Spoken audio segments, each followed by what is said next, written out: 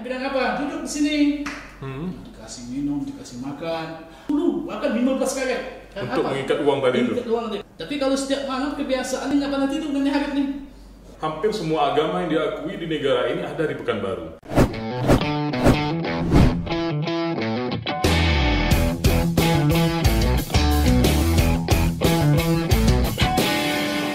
Selamat datang di dunia nyata karena ini bukan mimpi. Habib Ahmad.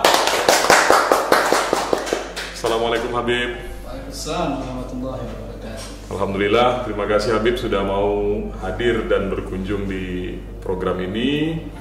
Mudah-mudahan Habib sehat selalu. Gimana kabarnya Habib?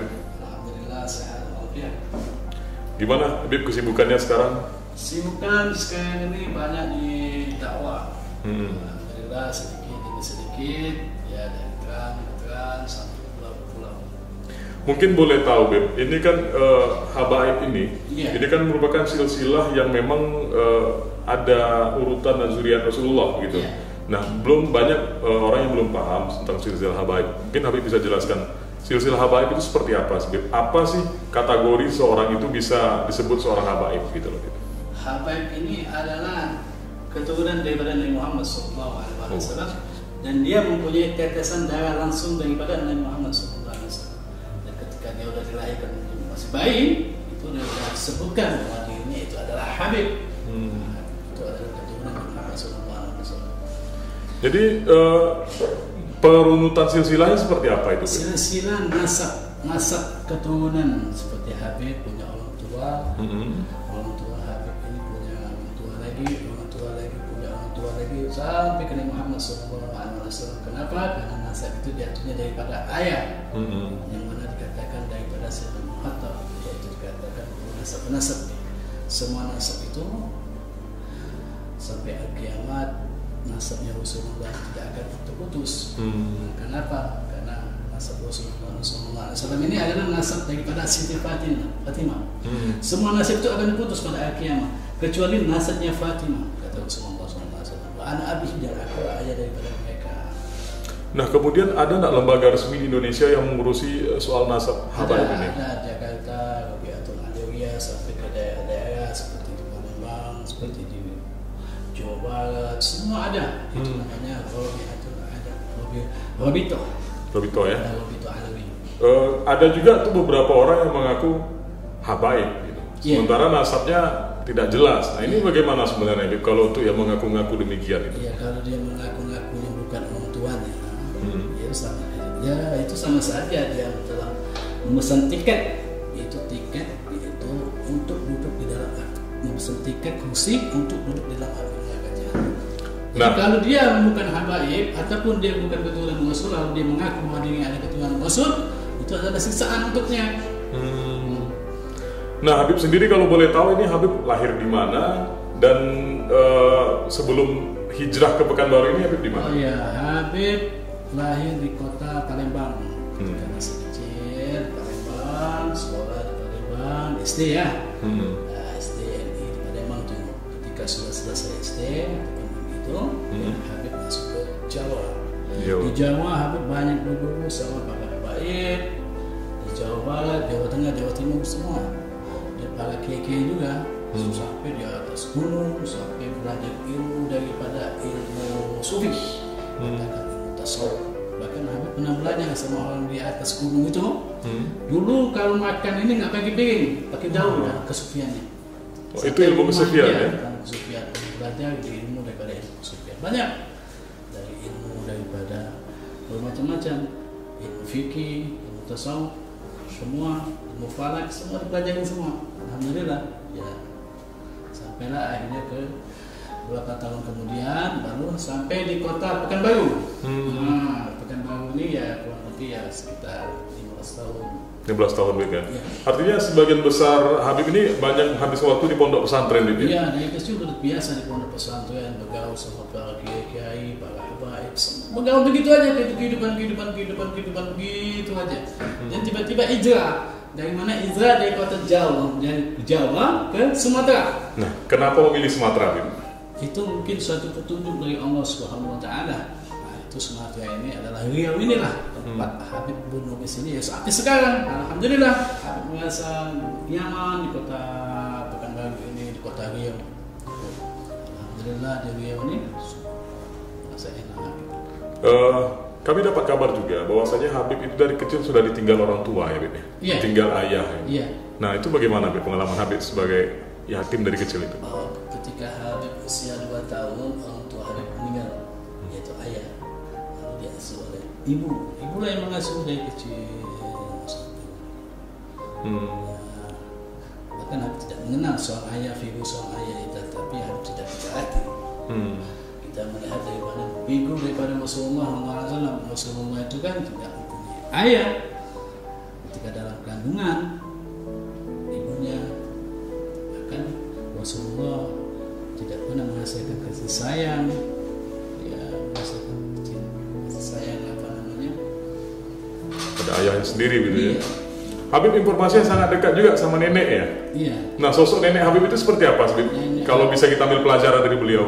Nenek Habib ini salah satu orang yang istimewa. Dia tinggal di lingkaran dia. Itu sini ada Cina semua di lingkarannya. Dan dia di tengah-tengahnya. Bahkan Habib pun dari kecil sudah biasa dengan pergaulan Cina. Karena teman-teman Habib banyak orang Cina. Nah nenek Habib ini sering didatangi oleh mereka. Mereka percaya bahwa nenek Habib ini adalah orang yang doanya terkabul, doanya sangat luar biasa. Bahkan mereka kepada suami mereka ini datang ke mana?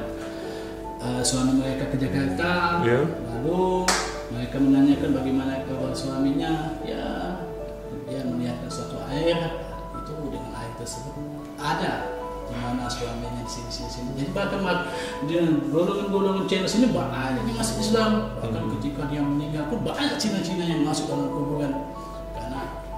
Karena nenek Habib adalah orang yang menjadi panutan bagi mereka, bukan hanya Muslim saja. Banyak kesaktian-kesaktiannya. Bukan kesaktian, daripada seperti karomah ya.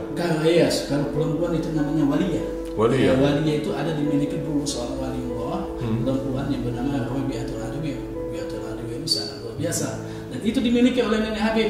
Seperti dahulu kan ada zaman kolonel pada saat itu di Palembang, yaitu Jenderal Bambang Utoyo. Jenderal Bambang Utoyo ini kan pada saat itu kan dikejar sama PKI, mau dibunuh sama PKI. Lalu dia masuk ke rumah nenek Habib. Masuk ke rumah nenek Habib, kata nenek Habib bilang apa? Duduk di sini. Dikasih minum, dikasih makan. Akhirnya apa? Akhirnya dengan itu PKI tadi masuk. Dia tidak melihat bahwa ada kolonel Bambang Utoyo ini. Jenderal Kolonel Bambang Utoyo. Tidak lama kemudian Kolonel Bambang Utoyo ini ke Jakarta sampai dia mendapat bintang 4. Dan itu hubungannya masih bagus sama nenek Habib? Oh sangat bagus. Maka nenek Habib kalau ke Jakarta, dikawal sama dia. Pakai mobil jalan-jalan ke istana. Nenek Habib bilang mau ke istana, boleh. Jalan-jalan ke istana sampai akhir-akhirnya sangat dekat sama. Bahkan dia mengaku bahwa nenek Habib adalah orang tuanya. Habib dulu sempat waktu itu masih umur berapa itu, Bib? Kecil? Ketika Habib masih kecil itu dia meninggal usia Habib 8 tahun. 8 tahun dia meninggal. Habib masih ingat kalau tangannya Habib salamannya dia lembut, putih, kulitnya ya seakan-akan bukan satu kapas. Nah itulah. Tapi kalau setiap malam kebiasaannya nggak pernah tidur nenek Habib nih. Jadi kalau Habib tidur samping dia, kadang-kadang bangun jam 2, dia ngobrol kadang dengan siapa entah. Dia suka zikir, malam tidak pernah tidur sampai pagi tuh. Jadi saya besok ditanya, Nek, nah itu ngobrol sama nenek, semalam ngobrol sama siapa? Ya itu Wali Songo. Saya tidak paham kan, masih kecil. Itu usia saya masih 6 tahun, ya ataupun 7 tahunnya. Lalu malam berikutnya begitu terus, ada wali malaikat, macam-macam dia. Beliau rutin dalam melakukan zikir betul ya. Itu ya. Bahkan dia dan Bapak Utoyo itu setiap bulan ngasih beras, 1 truk, gula, kopi. Setiap bulan itu nenek Habib tuh. Karena nenek Habib satu-satunya ketika ada acara ataupun ayah mereka datang bawa keluarganya nenek Habib ini. Sampai dia meninggal di Jerman. Meninggal di Jerman, wafatnya di Jerman. Ibunya istrinya pun sering rumah. Bahkan anak-anaknya. Ibunya meninggal ya tidak. Jangan yang disebut nenek Habib meninggal ya tidak ada lagi. Nah, ini terkait kepedulian nenek Habib sendiri menjaga Habib dulu. Habib pernah cerita bahwasanya uang yang Habib kasih itu beliau jaga. Itu gimana Habib? Ini nenek Habib ini sangat, walaupun dia ini seorang leader yang sangat asing, dia kalau bicara apapun itu terbukti. Apapun yang dikatakan langsung terbukti. Karena karismanya itulah meyakinkan bahwa orang banyak percaya sama dia. Lidahnya hasil. Kalau dibilang apa yang terjadi besok dia tahu. Semuanya luar biasa itu. Tapi ada yang paling takutnya sama nenek Habib, yaitu seorang anak yatim. Anak yatim. Anak yatim paling takut dia. Habib pun heran, kenapa neneknya takut sama saya? Tapi kalau sama yang lain, main bentak, main apa dia? Nenek Habib kalau lagi marah sama cucunya lain ya, ataupun sama anak-anaknya, ya main bentak aja. Tapi ketika sama Habib, ya tidak. Pernah Habib dikasih uang sama paman Habib, uang logam, itu dikasihkan sama nenek. Logam itu mah, tidur malam itu bangun paginya dia minta sama Habib, mana uangnya semalam? Itu dia diikat sama kain, itu dulu zaman karetnya, diikatnya itu ada 10 bahkan 15 karet. Untuk mengikat uang tadi itu. Mengikat uang tadi, kenapa? Karena ada rasa takut uang hilang. Padahal uangnya banyak Bib. Padahal uangnya kalau buka daripada apa itu? Tempat tidurnya? Tempat tidurnya itu uang semua. Tapi uang logam tadi dijaganya. Daripada seorang jenderal. Tapi uang yang Habib ini dijaga. Dan seorang menghormati daripada Habib dia. Ya tidak pun berkata kasar pun sedikit pun. Selalu senyum kalau sama Habib. Selalu senyum. Nah dalam Islam sendiri memelihara anak yatim itu seberapa penting? Karena kan sekarang kita lihat tuh banyak anak-anak yatim yang terlantar. Bahkan di masjid-masjid itu ada yang mereka mengelola sebuah yayasan yang mengelola anak yatim, namun dalam prakteknya banyak yang menyalahi aturan. Nah ini seperti apa kalau dalam syariat Islam sebenarnya terhadap anak yatim ini? Ya kalau sekarang ya Habib lihat bahkan banyak ustaz-ustaz datang Habib mengeluh pada pimpinan pesantren, pondok apa yayasan anak yatim ini.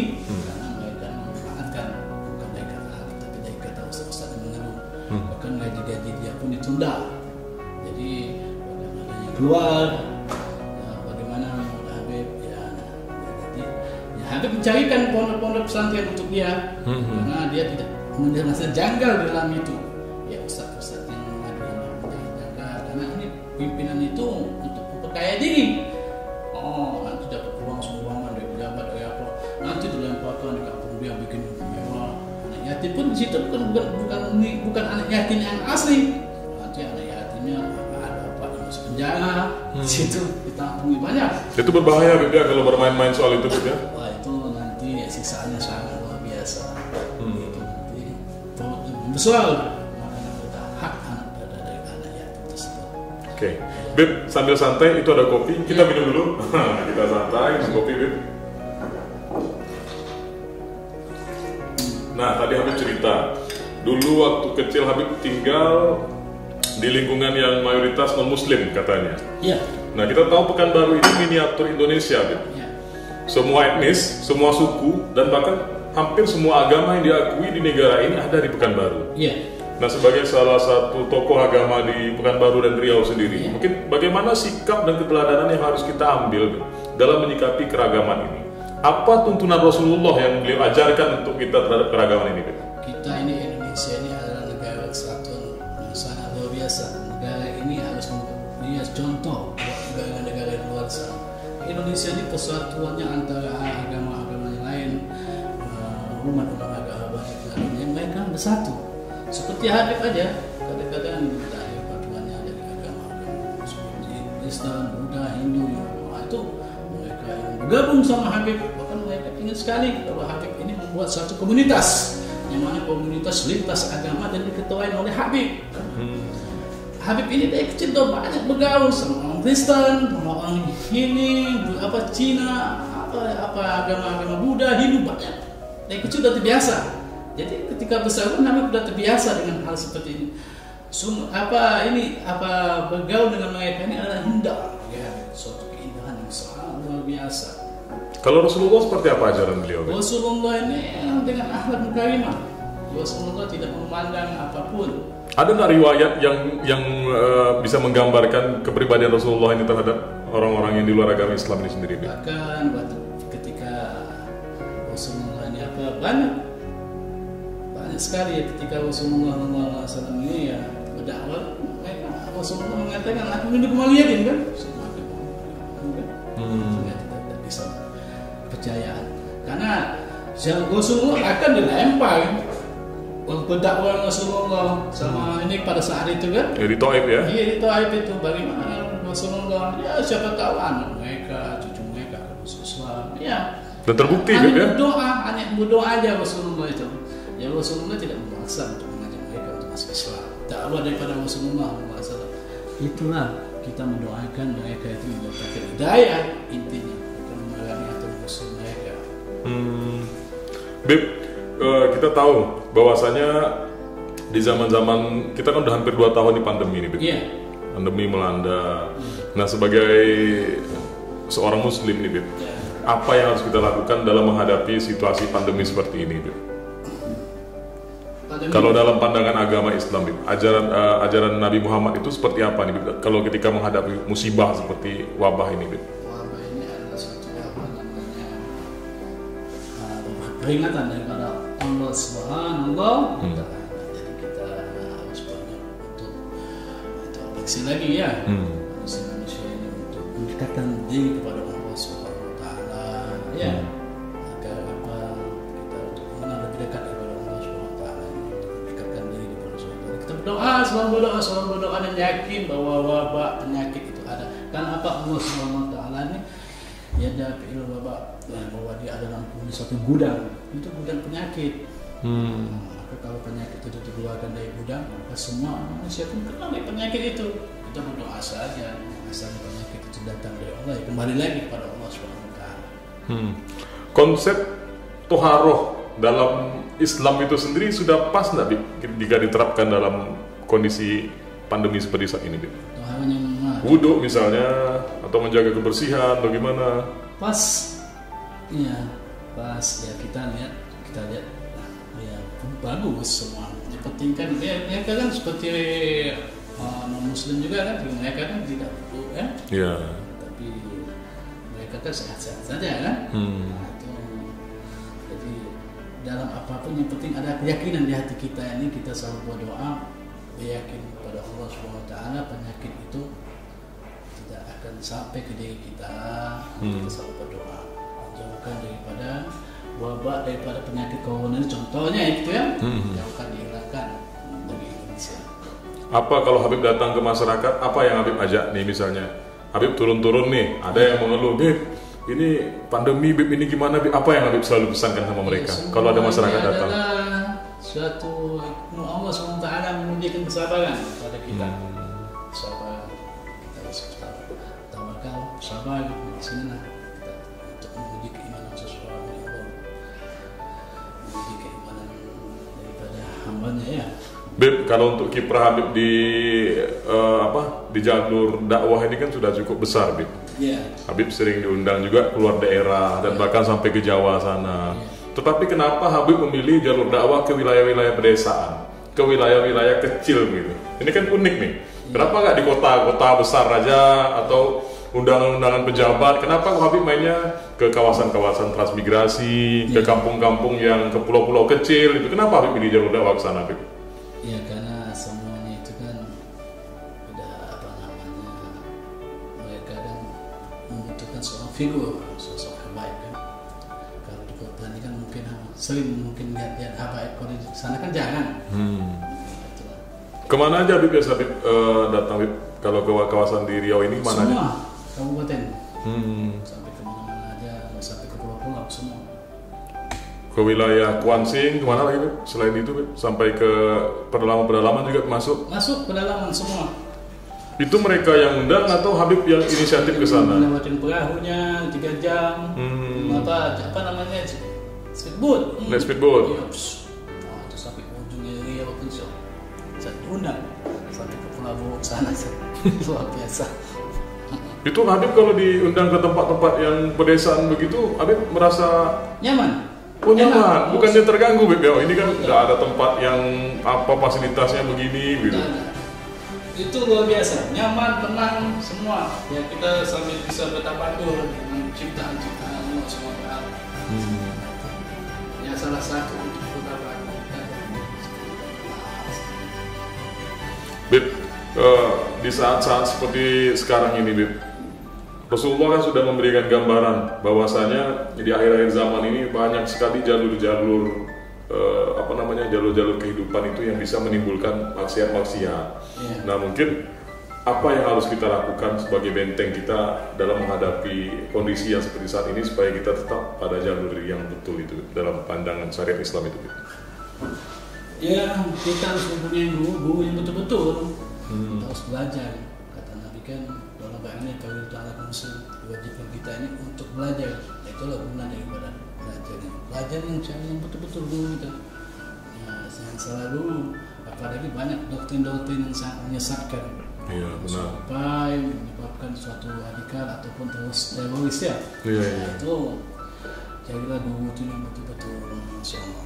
Makanya kita mencari guru jangan satu, banyak. Nah, itulah.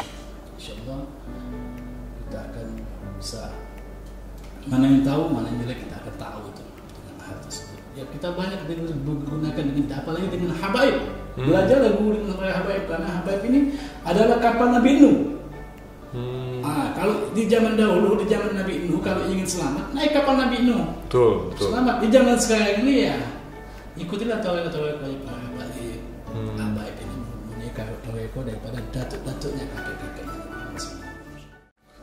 Seorang habaib itu akan sangat cenderung dan identik dengan sholawat. Iya. Nah, ini mengapa sebenarnya, Bib? Kenapa kok ketika melihat habaib orang itu akan cenderungnya tuh ini sholawat?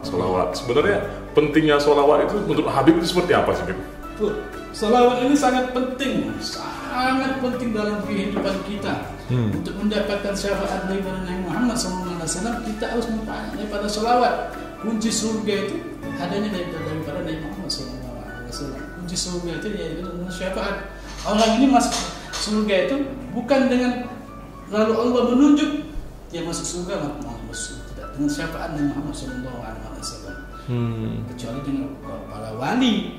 Kalau para wali mereka beda karena mereka hubungan langsung pada Allah Subhanahu Wa Taala. Ya. Bib, bahwa kita tahu nih, Bib, bahwasanya di saat-saat sekarang ini kan banyak nih orang-orang yang mungkin saluran-saluran dakwah kan udah mulai banyak, bisa ada di YouTube, di televisi dan lain sebagainya. Ada orang yang pengen belajar Islam, namun dia melihat saya masih bermaksiat ini. Saya masih ini, jadi malu untuk belajar Islam itu sendiri. Apakah sikap ini sudah betul atau bagaimana? Salah, sikap ini sangat salah. Justru dengan kemaluan itulah hal tersebut itu bisa mencelakakan dia. Tidak usah malu dengan belajar itu. Ketika kita udah 80 tahun pun kalau kita ingin belajar ngaji, ya belajar. Kapanpun Allah memberikan hidayah kepada kita, gunakan sebaik-baiknya hidayah tersebut. Jangan malu-malu belajar. Nah, itu makanya kita nggak usah sholat. Ya. Hubungan apa sholat? Kita harus bersih hati kita. Kita masih maksiat soalnya katanya gitu. Maksiat. Itu bagaimana kita akan bersih hati kita kalau kita tidak pernah sholat? Untuk membersihkan daripada hati kita itu dengan apa? Dengan sholat. Dengan sholatlah tadi hati kita yang kotor tadi kikis akan bersih. Ditimpa lagi dengan sholawat, kecintaan kita Muhammad SAW. Kenapa? Rasulullah ini adalah manusia yang tanpa dosa. Seperti nabi-nabi yang lain kan mempunyai dosa. Nabi Adam, semua mempunyai dosa kecuali Muhammad SAW. Kita bertabaruk mengambil berkat kepada Sang Pencipta Allah, seorang Rasul, seorang Nabi yang sangat dicintai Allah yang tanpa dosa. Mudah-mudahan kalau kita dekat sama beliau, dosa kita akan terhapus. Caranya bagaimana? Banyak salawat. Sallallahu ala Muhammad, sallallahu ala Muhammad. Kenapa? Yang aku menerangkan Inna Allah wa malaikatu sallallahu ala Nabi. Selawat pada Nabi. Beb, sekarang kan isu radikalisme itu kan marak kali, Beb. Sangat. Islam itu termasuk salah satu agama yang diisu-isukan sebagai salah satu ajaran yang radikal. Kalau menurut Habib, apa betul ini Islam ini radikal? Apa iya Islam ini keras? Sementara Nabi kita mengajarnya kelembutan. Sebenarnya bagaimana sih, Beb? Itulah. Jadi kalau disebut radikal itu karena terbawa sesuatu sesuatu yang membuat dia radikal itu semangat ya. Iya. Lalu dia bergebu-gebu. Tidak bisa. Itu karena ada di situ ada namanya nafsu. Artinya fanatisme berlebihan juga tidak bagus. Tidak boleh. Nafsu hal-hal seperti itu. Nafsunya seperti itu harus dijauhkan. Jadi kita ini harus memberi contoh kepada mereka ini bagaimana cara dakwah itu yang betul. Ya, utama mengamalkan akhlak Rasulullah SAW, utama berdakwah itu dengan akhlak. Banyaknya seseorang masuk Islam itu zaman dahulu, di zaman Nabi Muhammad SAW, bukan karena ilmunya Rasulullah SAW, akan tetapi karena akhlaknya daripada Nabi Muhammad SAW. Itu kelakuan daripada Nabi Muhammad SAW. Sangat mulia akhlaknya Rasulullah SAW. Rasulullah tidak pernah memerangi sesuatu kaum kecuali perintah daripada Allah SWT. Tidak perang sana, perang sini, perang sana, tidak. Rasulullah kalau sudah Jibril menyampaikan suatu wahyu, maka disitulah Rasulullah SAW. Pada saat itu, kalau tidak ada wahyu tidak bisa memerangi mereka. Tidak bisa. Radikal, teroris itu harus jauhkan. Berarti kita juga tidak punya hak untuk menyalahkan. Oh ini kamu salah, ini kamu salah. Tidak bisa, karena Rasulullah berwahyu. Itulah karena disampaikan oleh Allah SWT melalui malaikat Jibril alaihi wasallam. Berarti Nabi kita sendiri tidak mengajarkan untuk memvonis seseorang ini. Tidak mengajarkan memvonis. Tidak bisa. Tidak. Karena itu adalah perintah dari Allah SWT. Perkataan Nabi adalah Quran semua. Perkataan daripada Allah SWT. Jadi kita memakai akhlak. Ya, ini diutamakan adalah akhlak Rasulullah SAW lah. Banyak sekali sampai mereka mengatakan buat bashar dia manusia, tetapi bukan seperti manusia. Akhlaknya sangat sempurna. Bayangkan yang biasa menudai Rasulullah sakit, lalu Rasulullah pulang ke rumahnya, lalu Rasulullah mengatakan kepada Siti Fatimah, wahai Fatimah, masak yang enak pada saat ini. Kenapa? Karena ayah ingin datang ke tempat seorang yang sakit. Ada yang sakit itu sangat benci dengan Muhammad SAW. Lalu sering menudai Rasulullah. Mudah sih Rasulullah, tapi kita nggak najis semudah itu. Sampai dia mengatakan manusia seperti manusia. Itulah seorang dakwah yang punya akhlak yang sangat luar biasa. Rasulullah tidak memerangi suatu kaum kecuali perintah dari Allah Subhanahu Wa Taala. Makanya, ini di luar ini bukan muslim, kita bantai. Nah, ini kafir gitu, nggak boleh gitu. Tidak boleh mengkafirkan seseorang itu. Oke, Habib, terima kasih sudah hadir di program ini, di podcast ini. Alhamdulillah, Habib sudah mau bercerita kepada kita tentang ajaran-ajaran cinta kasih yang diturunkan oleh Rasulullah. Mudah-mudahan ini bisa memberikan manfaat. Alhamdulillah, Habib, terima kasih. Mohon doanya juga, Habib, supaya khususnya Pekanbaru dan Riau ini bisa lebih berkah ke depannya. Amin, berkah daripada segala macam penyakit dijauhkan, dihilangkan. Iya, amin ya Allah. Daripada musibah, wabah semuanya. Iya. Nah, mungkin Beb, ini pertanyaan ini kami berikan kepada seluruh bintang tamu yang hadir di sini. Iya, boleh. Pertanyaan terakhir ini. Kalau seandainya hari ini kita dikasih kesempatan untuk bermimpi, dan mimpi itu menjadi kenyataan, apa yang paling Habib inginkan saat ini? Apa yang ingin Habib capai saat ini? Mimpi itu adalah mimpi dengan Nabi Muhammad SAW. Allahumma sholli ala sayyidina Muhammad. Selamat datang di dunia nyata karena ini bukan mimpi. Habib Ahmad.